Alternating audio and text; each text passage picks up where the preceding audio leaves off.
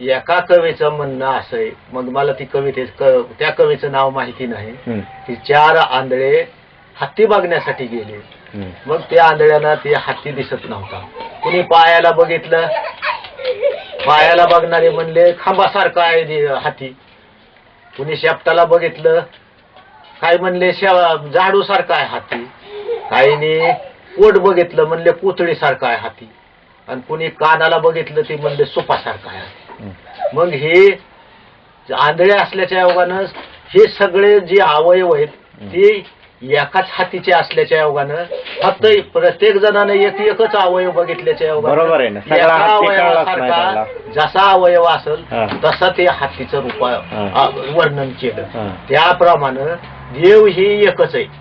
पण काही लोकांनी देव म्हणले आमच्या मुस्लिमामध्ये वेगळाच आहे, काही म्हणले हिंदू म्हणले आमच्या हिंदूच्या धर्मामध्ये वेगळाच आहे, आणि काही ख्रिश्चन म्हणले आमच्या धर्मामध्ये वेगळाच आहे, आणि काही कोण शीख जे ते प्रत्येक जण म्हणले आमचा वेगळाच आहे. पण हे सगळ्याच देवाचा अनेक रंग आहेत, रूप आहेत.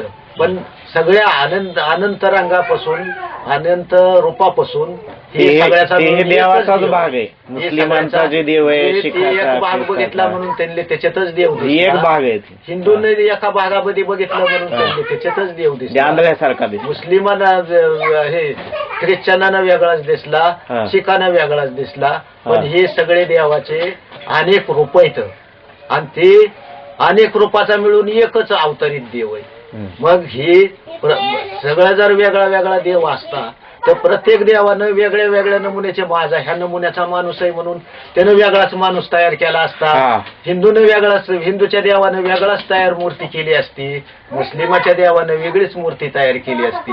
पण तसं ख्रिश्चनाच्या धर्माने वाळलेली त्यांची वेगळीच केली असती. मग त्यांनी धर्म सांगण्यापेक्षा नुसत्या मूर्त्यांच्या आकृती शरीराच्या ह्याच्या प्रत्येक देवानी आपल्या आपल्या वेगळ्या अस्तित्व तयार केले असते. पण तसं नाही, सगळे माणूस ही माणूसच तयार केलाय, स्त्री ही स्त्री तयार केलेली, ही सृष्टी चालावी म्हणून स्त्री पुरुषाची उत्पत्ती केलेली, आणि हे सगळ्याचा मिळून एकच देव आहे. पण प्रत्येक जण आपला आपला वेगळा देव समजित. हे वेगळा देव देव हा सगळ्याचे वेगळे वेगळे नसून त्याचे वेगळे वेगळे रूप आहेत. सूर्य चंद्र तारे आकाश हे सगळं मिळून तिथं एकच आहे. आणि सगळ्यांनी आपल्या आपल्या धर्माप्रमाणे वागते, कुणाला कुणाचं बंधन घालण्याची आपल्याला गरज नाही, आणि प्रत्येकाला आपल्या आपल्या धर्माप्रमाणे वागू देव. पण खरं जर जन जास्त अभ्यास केला तेव्हा अभ्यासक माणसाला देव ही एकच दिसला, अनंत देव दिसलेले नाही. एकच देव पण अनेक धर्मामध्ये समाविष्ट झालेला आहे, आणि ही धर्मवेडे आपल्या आपल्या धर्माप्रमाणे वागण्याची कोशिश करते.